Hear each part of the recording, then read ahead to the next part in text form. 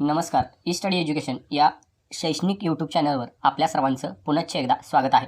तर बघा, नुकताच राज्य शासनाच्या वतीनं इयत्ता 2री, 3री, 4थी, 6वी या इयत्तांचा अभ्यासक्रम 2026-27 या शैक्षणिक वर्षापासून बदलण्यात आलेला आहे. नवीन राष्ट्रीय शैक्षणिक धोरणाच्या अनुषंगानं या अभ्यासक्रमामध्ये बदल करण्यात आलेले आहेत. तर बघा, आज आपण या व्हिडिओच्या माध्यमातून इयत्ता 6वी मैत्री भूगोलाशी पाठ पहिला या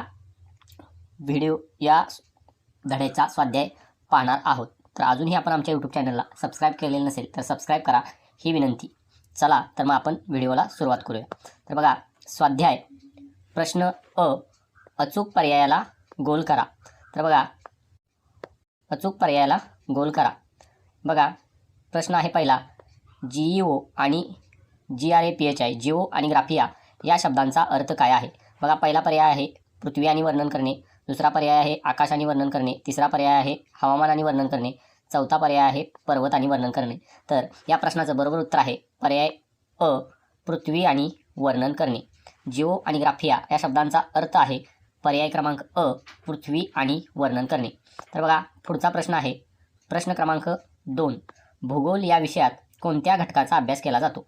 तर बघा, पर्याय अ फक्त मानवी घटकाचा, पर्याय ब फक्त प्राकृतिक रचनेचा, पर्याय क पृथ्वीवरील प्राकृतिक, जैविक व मानवी घटकांचा, पर्याय ड फक्त वातावरणाचा. तर या प्रश्नाचं बरोबर उत्तर आहे पर्याय क्रमांक 3, पृथ्वीवरील प्राकृतिक, जैविक व मानवी घटकांचा अभ्यास भूगोल या विषयात केला जातो. बघा, पुढचा प्रश्न आहे प्रश्न क्रमांक 3, खालीलपैकी कोणता भौगोलिक माहितीचा प्राथमिक स्रोत आहे? बघा, पर्याय अ पाठ्यपुस्तक, पर्याय ब नकाशा, पर्याय क क्षेत्रभेट, पर्याय ड राजपत्र. तर या प्रश्नाचं बरोबर उत्तर आहे पर्याय क्रमांक क क्षेत्रभेट. क्षेत्रभेट हा भौगोलिक माहितीचा प्राथमिक स्रोत आहे. चला तर पुढचा प्रश्न पाहूया. बघा, पुढचा प्रश्न आहे प्रश्न क्रमांक 4, गावातील हवामानाच्या अनुभवासंदर्भात लोकांकडून माहिती घेणे हा कोणत्या प्रकारचा स्रोत आहे? तर बघा, या प्रश्नाचं पर्याय पहिला आहे दुय्यम स्रोत, पर्याय दुसरा आहे प्राथमिक स्रोत, पर्याय तिसरा आहे लिखित स्रोत, पर्याय ड आहे ऐतिहासिक स्रोत. या प्रश्नाचं बरोबर उत्तर आहे पर्याय क्रमांक ब, प्राथमिक स्रोत. गावातील हवामानाच्या अनुभवासंदर्भात लोकांकडून माहिती घेणे हा प्राथमिक स्रोत आहे. पुढचा प्रश्न पाहूया. प्रश्न क्रमांक 5, नकाशा, क्षेत्रभेट आणि उपग्रह प्रतिमा वापरून माहिती गोळा करणारा विद्यार्थी आपले कोणते कौशल्य विकसित करतो? तर बघा, पर्याय अ पाठांतर, पर्याय ब चित्रकला, पर्याय क लेखन, पर्याय ड निरीक्षण आणि विश्लेषण. तर बघा, या प्रश्नाचं बरोबर उत्तर आहे पर्याय क्रमांक ड, निरीक्षण व विश्लेषण.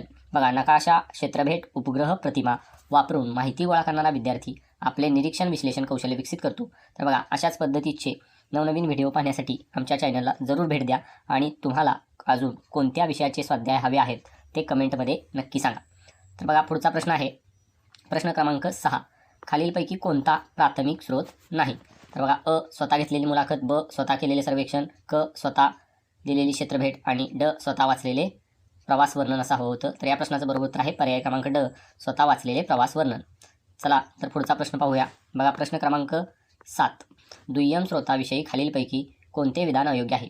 विधान अ, यातून मिळालेली माहितीची विश्वासार्हता अधिक असते. ब, यातील माहिती अन्य संशोधनांचा आधार घेऊन मिळवलेली असते. क, हे माहिती स्रोत सहज उपलब्ध असतात. ड, यातील माहिती कालबाह्य ठरू शकते. तर या प्रश्नाचं बरोबर उत्तर आहे पर्याय क्रमांक अ, यातून मिळालेली माहितीची विश्वासार्हता अधिक असते. चला तर पुढचा प्रश्न पाहूया. बघा, पुढचा प्रश्न आहे आ, खालील विधाने तपासा आणि अयोग्य विधाने दुरुस्त करून पुन्हा लिहा. तर बघा, पहिला विधान आहे भूगोल या शब्दाचा अर्थ पृथ्वीचे वर्णन करणारे शास्त्र असा आहे. हे विधान बरोबर आहे, म्हणून याच्यामध्ये काही दुरुस्त करण्याची गरज नाही. बघा, 2, भूगोल विषयात फक्त पृथ्वीच्या प्राकृतिक रचनेचा अभ्यास केला जातो. तर बघा, हे विधान दुरुस्त करण्याची गरज आहे, कारण भूगोल विषयामध्ये पृथ्वीच्या प्राकृतिक रचनेबरोबर मानवी घटकांचा सुद्धा अभ्यास केला जातो. बघा, विधान 3, छायाचित्रे व चित्रित व्हिडिओ हे प्राथमिक स्रोत आहेत. हे विधान बरोबर आहे, यामध्ये दुरुस्ती करण्याची गरज नाही आहे. विधान 4, संशोधन व शोधनिबंध हे दुय्यम स्रोत आहेत. हे पण विधान बरोबर आहे, यामध्ये दुरुस्ती करण्याची गरज नाही, फक्त दुसऱ्या विधानामध्ये दुरुस्ती गरजेची आहे. पुढचा प्रश्न पाहूया. प्रश्न ई, थोडक्यात उत्तरे लिहा. बघा, प्रश्न पहिला आहे भूगोल ही संकल्पना स्पष्ट करा. तर बघा, भूगोल ही संकल्पना स्पष्ट करत असताना त्याचं उत्तर आहे पृथ्वीचे वर्णन करणारे शास्त्र म्हणजे भूगोल.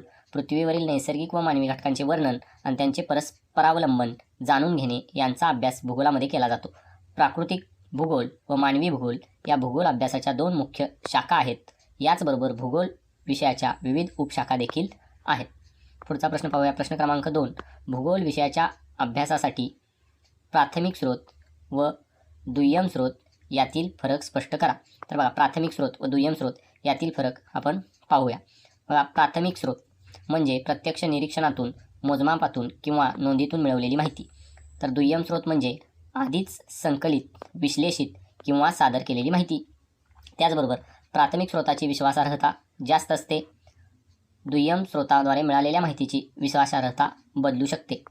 पुढे बघा, प्राथमिक स्रोताद्वारे माहिती मिळवणे हे अधिक श्रमदायी व खर्चिक असते. दुय्यम स्रोताद्वारे माहिती मिळवणे कमी खर्चिक, कमी श्रमदायी व वेळ यांची बचत करणारे असते. प्राथमिक स्रोताद्वारे मिळणाऱ्या माहितीचा स्रोत हा नवीन असतो. दुय्यम स्रोताद्वारे आधीच प्रक्रिया केलेली माहिती आपल्याला मिळत असते. अशा पद्धतीनं प्राथमिक स्रोत व दुय्यम स्रोत यातील फरक समजावलेला आहे.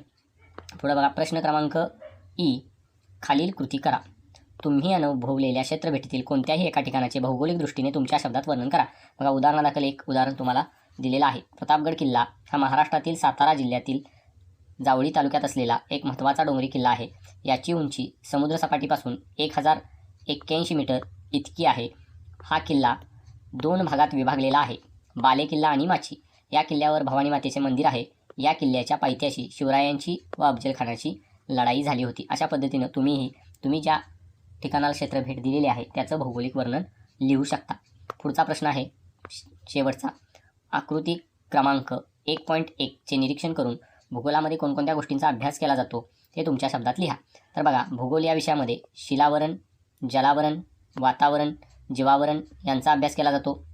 त्याचबरोबर लोकसंख्या, मानवी वस्ती व सामाजिक बदलांची स्थिती यांचाही अभ्यास भूगोल या विषयामध्ये केला जातो. त्याचबरोबर पर्यावरण, शाश्वत विकास व संसाधने यांचाही अभ्यास भूगोल विषयात केला जातो. आणि भूगोल विषयामध्ये प्राकृतिक व मानवी घटक व त्यांचा दोघांचा एकमेकाशी असलेला परस्परावलंबन यांचाही अभ्यास भूगोल या विषयात केला जातो. अशा पद्धतीनं आपण हे प्रश्न पाहिलेले आहेत. तर बघा, पुढचा प्रश्न आहे खालील कृती पूर्ण करा. खालील साधनांचे भूगोल अभ्यासाचे प्राथमिक स्रोत व दुय्यम स्रोत असे वर्गीकरण करा व योग्य स्रोताच्या शेजारील रिकाम्या जागी बरोबर खूण करा.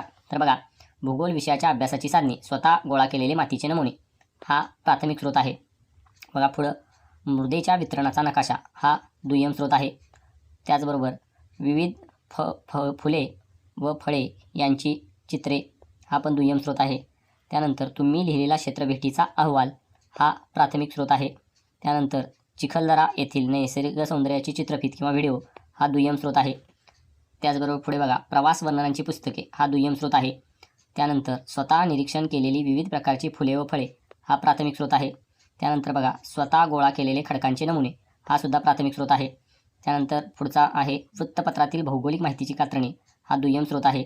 आणि पुढं आहे शेवटचं, तुम्ही गोळा केलेले तृणधान्यांचे व कडधान्यांचे नमुने हा प्राथमिक स्रोत आहे. अशा पद्धतीनं आपण आज या व्हिडिओच्या माध्यमातून मैत्री भूगोलाशी या पाठाचा स्वाध्याय संपूर्ण स्पष्टीकरणासहित पाहिलेला आहे. धन्यवाद.